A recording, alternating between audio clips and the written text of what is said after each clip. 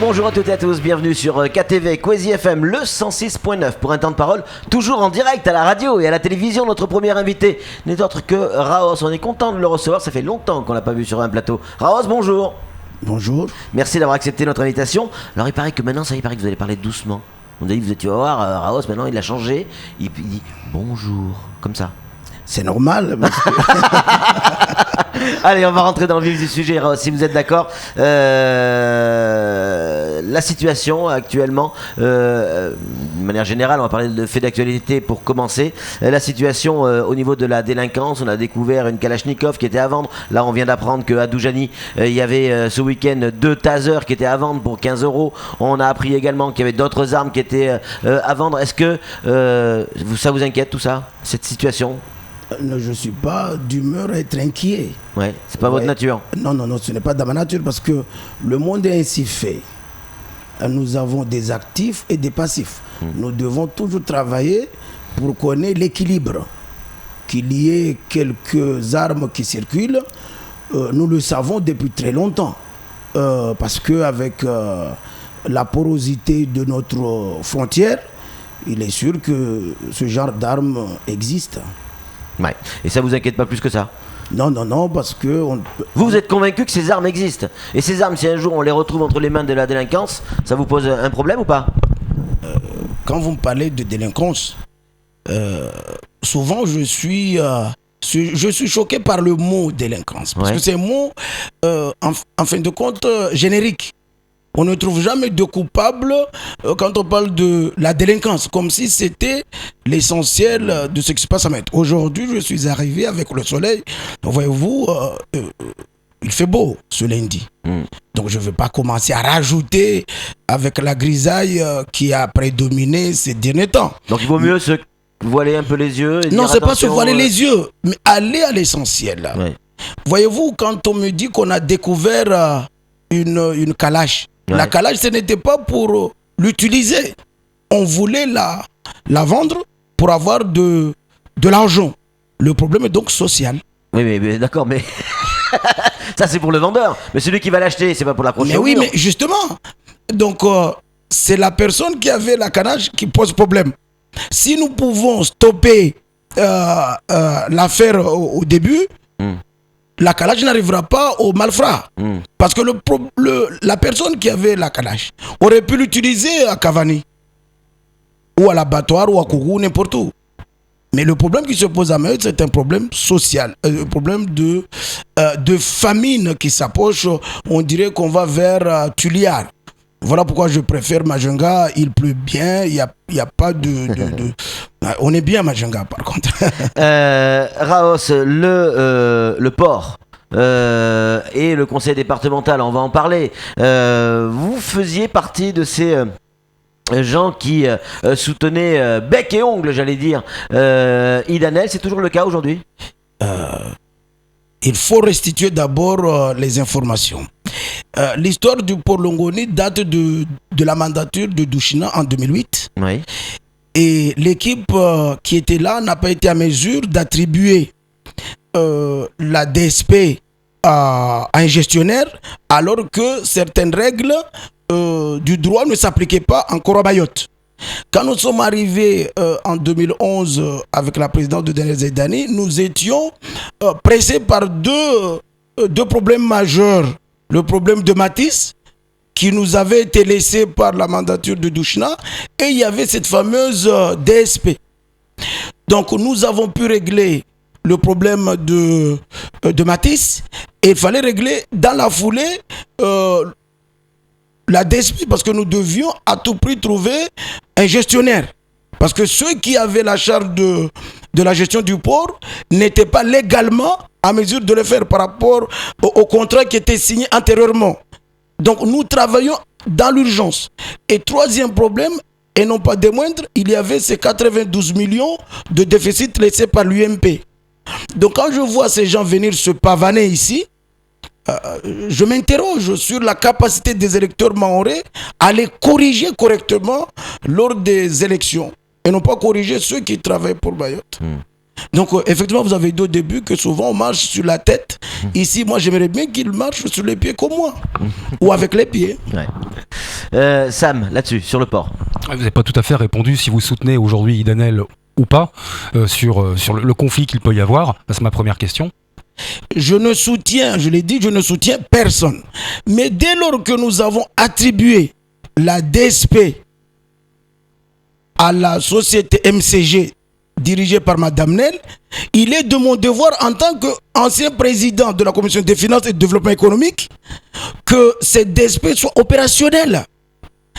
Que certaines personnes viennent après pour des problèmes qui dépassent le département. Parce que le Conseil général n'a rien à voir avec la SMART.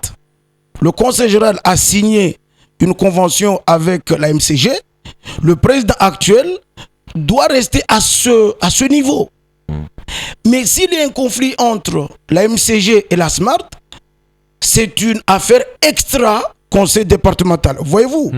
Donc, je n'ai pas reçu d'enveloppe. Moi, je ne suis pas de ceux qui reçoivent d'enveloppe, de toute façon. Si parce qu'en filigrane, la question taraude à ce niveau-là. Est-ce qu'il y a eu des dessous de table en général? On a posé la question, nous, en direct, à Daniel Zaidani. Et du reste, ça l'a énervé. Salim Naouda, qui a été très virulent en disant, en accusant effectivement un certain... Comment? Qui a parlé de corruption. En accusant effectivement un certain nombre d'élus et en les accusant de corruption. Vous n'avez rien touché? Mais de toute façon, je suis le premier à avoir critiqué. Ouais. Moi, je critiquais la situation, la gestion, notre gestion de l'interne. Ouais. Croyez-moi, si j'avais vu des tentatives de la sorte, je n'aurais pas fermé les yeux là-dessus, parce qu'on ne peut pas avancer avec des corrupteurs et des corrompus. Donc, sur la question, s'il y a une corruption, ça, je ne peux pas l'imaginer. Ça, c'est à la gendarmerie et puis à la justice d'enquêter et de voir s'il y a eu des dessous de table. En tout cas, je ne peux pas aller dans cette affaire-là. Moi, ce qui m'intéresse, je veux que le port de Longoni fonctionne. Et ce port ne pourra pas fonctionner durant les 15 années qui arrivent sans la MCG. Le port peut fonctionner sans la SMART. C'est ce que j'essaie de dire. C'est comme un médecin. Je n'ai rien contre la SMART, mais c'est leurs affaires.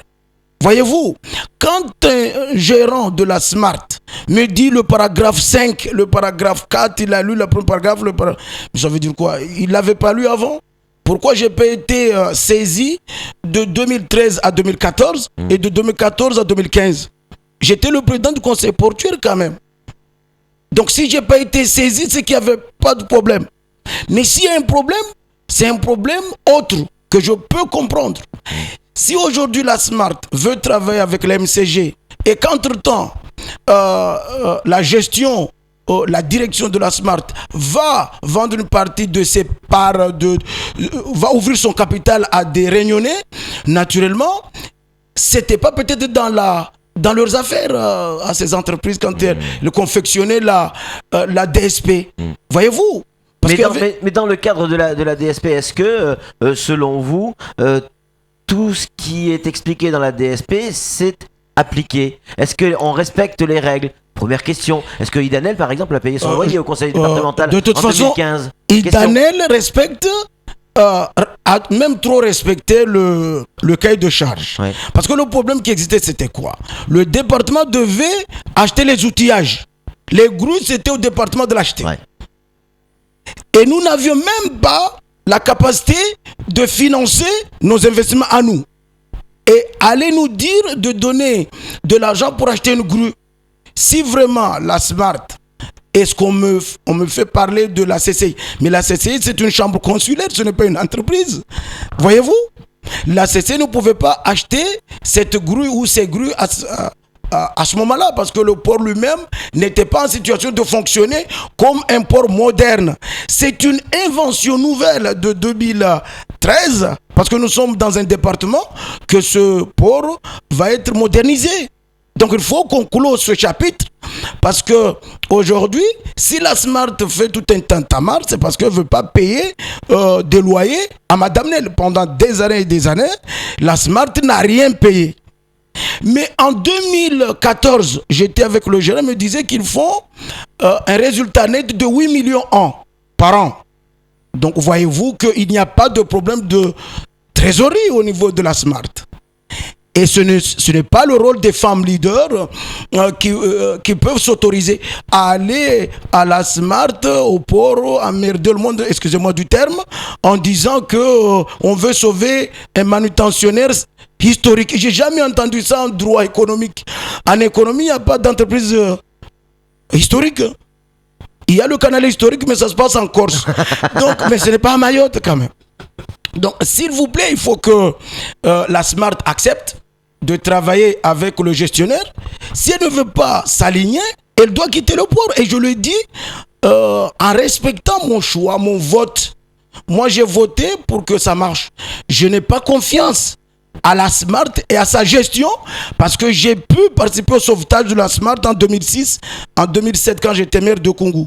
Donc aujourd'hui, bavarder pour bavarder, je veux que la route soit sécurisée à Koungou parce qu'on a parlé de délinquance. Si les jeunes sont là, par exemple, à fumer du joint ou du chimique et à faire le bordel, entre guillemets, dans les quartiers, nous, les adultes, et notamment les entreprises, nous avons notre part de responsabilité. Bien sûr, bien sûr. Raos, il nous reste quelques minutes, j'aimerais qu'on parle de la situation du conseil départemental et notamment de l'octroi de mer. Cette économie qui semble s'étouffer. Regardez la une de France Mayotte, blocage imminent, le monde du BTP qui est en alerte, et pas que le BTP. Cet octroi de mer semble effectivement toucher pratiquement tout le monde. Ça fait plus de mécontents en tout cas que de gens heureux. Mais Sobadine explique que fin 2016, il aura comblé un déficit de 50 millions. Alors, qu'est-ce qu'il faut voir? Le côté économique ou le côté politique? Je dois d'abord rappeler au président qui était muet et qui est devenu sourd aujourd'hui. Je parle de Sobadine. Et je veux parler aussi de mon ancien président qui est devenu amnésique. J'étais venu ici... C'est qui l'amnésique? Daniel Zedani. Ouais. Il doit quand même m'écouter un peu quand même. Je suis quand même son aîné. Même s'il a un peu plus de volume que moi, je reste son aîné. Le 2 avril, qu'est-ce qu'on n'a pas chanté? Que c'est une majorité à 26. Maintenant, Mayotte sera gérée comme une dictature. Et j'étais venu ici pour dire que ce n'est pas possible. Il faut que Daniel Zedani assume son rôle d'opposant parce que pour justement défendre notre bilan, en 4 ans, on a fait trop de travail. J'avais demandé à ce qu'on nous augmente les indemnités avant qu'on mette la main dans le sac. Vous étiez les premiers à me critiquer. Or, si les élus ne sont pas indemnisés à hauteur, ils ont tendance à loucher. Mais c'est la gendarmerie qui règle et la justice. Dans ce cas-là. Et aujourd'hui, je dis, il n'y a pas d'arbitrage à faire au niveau de la politique. C'est au niveau de l'économie. Si l'économie fonctionne, tout va fonctionner. Parce que l'octroi de mer, la décision qu'a pris Sobadine sur l'octroi de mer, c'est une bonne décision ou pas? Parce qu'il va tout de même réduire déjà, c'est une très mauvaise décision. C'est un mauvais signal à l'économie. Parce que déjà, nous, quand on l'a inauguré en 2014, on se tirait la barbe pour cette eau. Je me rappelle bien quand on était en réunion de concertation. Nous l'avons fait avec les entreprises. Les patrons sont venus ici témoigner qu'avec nous, au moins il y avait une discussion. Mais avec les Républicains, c'est la République à l'envers, quoi. Voyez-vous? Donc les 2,5 d'octroi de mer régional étaient déjà excessifs en 2014. Et si on modifie cette délibération pour porter la taxe à près de 30%, voire 60% pour certains produits, on tue carrément l'économie de Mayotte. C'est une économie de transfert. Alors qu'il n'y a rien en Europe pour remplir les caisses du conseil départemental. Donc il faut prendre les choses à l'envers. Et j'avais demandé à Zedani à cette époque-là de diminuer au maximum les taux pour créer de l'activité. Avant, on parlait de zones franches. Dans d'autres c'était pas une mauvaise idée, ça. Hein, voyez-vous? Mais bien sûr, si vous asphyxiez les entreprises, qui va travailler et qui va embaucher? On ne pourra pas mettre 300 encore agents supplémentaires qui vont dormir au conseil général ou dans les autres collectivités. Hein. Je pense qu'il faut être énergique, comme l'avait dit, je me rappelle, un ministre qui faisait pratiquement la même chose que moi, mais lui c'est un ministre. Il n'a pas voulu d'ailleurs bouger. Je parle de Laurent Fabius qui disait qu'il fallait une diplomatie économique, une diplomatie de salon, il fallait en finir. Et aujourd'hui, le président de conseil actuel devrait virer tout son staff au cabinet et puis essayer de nous prendre quelque chose. Il va y avoir des nominations. J'ai vu l'organigramme. Enfin, il est sorti. Mais 50% des fonds vont être alloués au salaire. Ce n'est pas normal. Moi, j'avais demandé de diminuer de 50% l'effectif. Zaïdani n'a pas voulu me suivre parce qu'il voulait se faire élire. Bon. S'il m'avait suivi, je serais de toute façon battu, mais on aurait sauvé Mayotte. Merci beaucoup Raos d'être intervenu sur ce plateau. C'est dommage, on aurait aimé vous avoir plus longuement, mais on est tenu par un chèque, hein. Vous reviendrez. Ah oui, je reviendrai gratuitement. Allez, c'est tout pour ce temps de parole. Tout de suite, la suite de nos programmes.